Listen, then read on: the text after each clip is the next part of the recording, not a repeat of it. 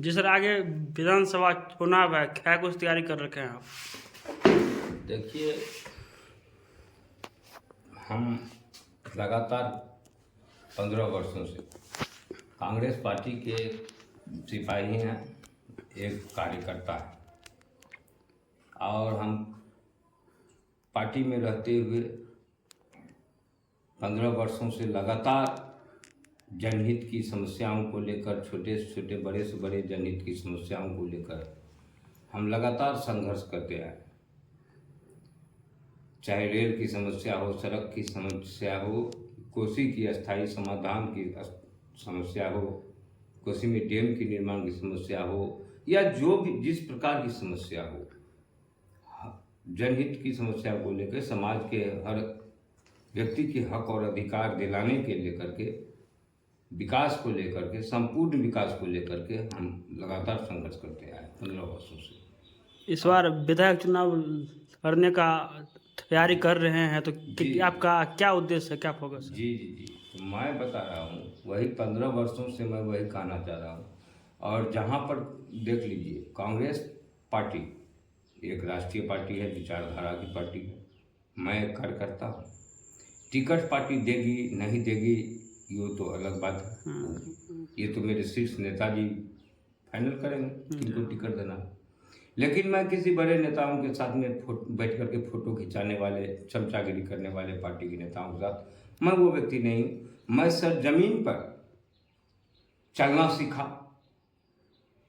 और मैं अभी यहाँ तक पहुँचा हूँ। और इससे पहले हम जिला परिषद चुनाव भी लड़े थे, बहुत कम मतों से हमारा पराजित हुआ था और हम अपने दम पर चुनाव लड़े थे। पार्टी के एक भी कार्यकर्ता या नेता मेरे चुनाव प्रचार में नहीं आए थे और जो भी प्रत्याशी जीते उनके कई पर थे प्रचार करने वाले, वो जीते। और कांग्रेस पार्टी की ये वस्तु स्थिति है जो कोई जमीन पर रह के काम करता नहीं। देख लीजिए, दिल्ली, पटना या अन्य जगह रह करके आम जनों का काम नहीं हो सकता, समस्या का निदान नहीं हो सकता। इस क्षेत्र में आज देख सकते हैं आप, जो सुपौल विधानसभा की विकास की बात होती है तो मैं विकास का बात करता हूं कि मरौना अभी भी 2 से ढाई घंटे लग जाती है जाने में। मरौना सुपौल विधानसभा का अंग है, 2 प्रखंड सुपौल विधानसभा में, सुपौल और मरौना प्रखंड। और बेड़िया मंच होते हुए जिला मुख्यालय से अगर मरौना को जोड़ दिया जाता है तो देख लीजिए आधे घंटे की दूरी जिला मुख्यालय से मरौना को हो जाएगी। इसको लेकर के हम लगातार संघर्ष करते आए हैं और मेरा मांग है सरकार से, राज्य सरकार से, केंद्र सरकार से जल्द इस समस्या का निदान किया जाए। उसके बाद देखिए, आज इस क्षेत्र में चाहे जनहित की समस्या हो, बाढ़ आए, कोविड की लहर थी, हमने हर व्यक्ति का घर तक पहुंच के हमने मदद किया, घर घर राहत सामग्री हमने पहुंचाया। जो दिल्ली में अन्य प्रदेश में फंसे थे, जो मुझसे संपर्क किए, जहां तक मुझसे बन पाया, हम अपने दोस्तों के साथ, साथियों से कह के, पैसा भेज के, किसी तरह से हमने राशन उनके जहाँ पर थे वो लोग कोविड में फंसे हुए लॉकडाउन में, उनको वहाँ मुहैया कराया। उसके बाद चेन्नई में फंसे लोगों को हमने अपने बलबूते पर मंगवाने का टिकट कटाकर भेजकर, पैसा भेजकर हमने घर मंगवाने का काम किया। आज बाढ़ आती है, हर साल बाढ़ आता है सर। हाँ, बाढ़ आती है कोसी के अंदर में। सबसे पहले अगर कोई राहत सामग्री लेकर पहुंचता तो वह मैं हूँ। आज 15 वर्षों से कहीं आग लगी होती है, मैं पहुंचता हूँ। कहीं कोई दुर्घटना हो जाती है, मैं पहुंचता हूँ। आज किसी की गरीब की लड़की की शादी है, अगर कोई फोन किया या मेरे पास आया तो खाली हाथ लौट, अगर कोई लौट गया हो तो बोलिए उनको चप्पल जूता से मेरा स्वागत करे। अगर किसी की गरीब के बच्चा अगर पढ़ने वाला है, अगर वो चाहता है जो हम पढ़ें, और वो हमसे संपर्क किया या मेरे पास आया, हम सहयोग नहीं किए तो मुझे जूता से वो सेवा करें। नहीं किए तो कोई, किन्हीं का बाप पिताजी माताराम बीमार हैं, किन्हीं के यहाँ किसी प्रकार की समस्या है, वो मुझसे संपर्क किए और हम उनका सहयोग नहीं किए तो मुझे वो जूता से स्वागत करें।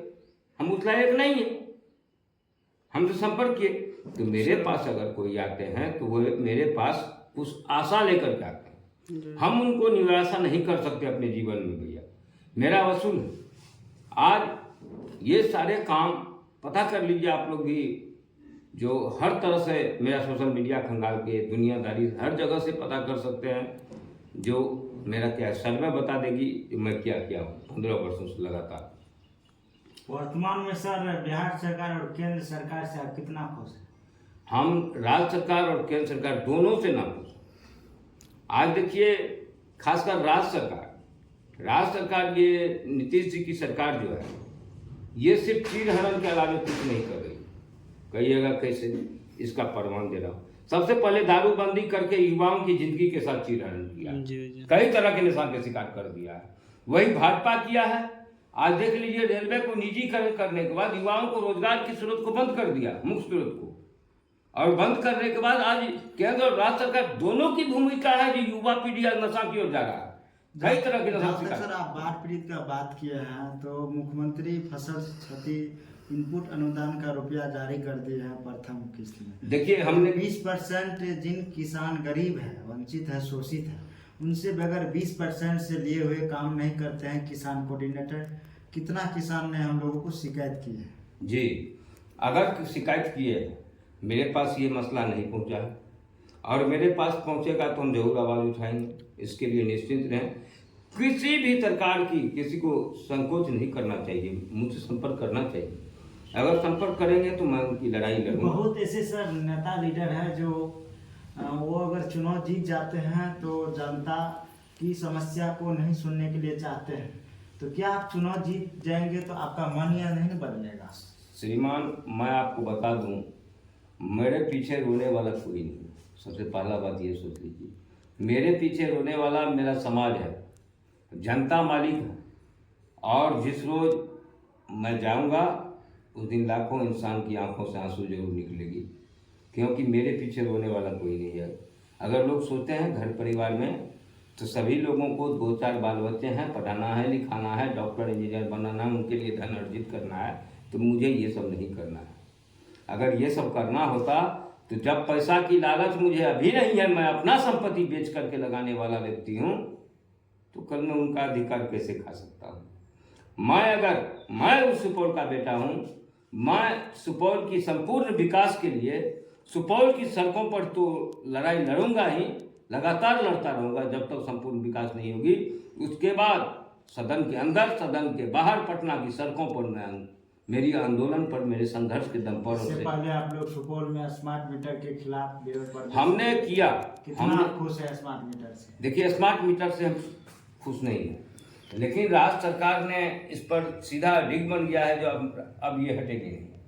तो हमने देखा कई तरह के, हम ही नहीं, बहुत सारे नेताओं ने, बहुत सारे आम पब्लिकों ने, आम लोगों ने भी आवाज़ उठाई, प्रेस रिपोर्टर ने भी उठाया, मीडिया कर्मी भी उठाए सच्चाई, लेकिन सरकार ने इसको दबाने का काम किया।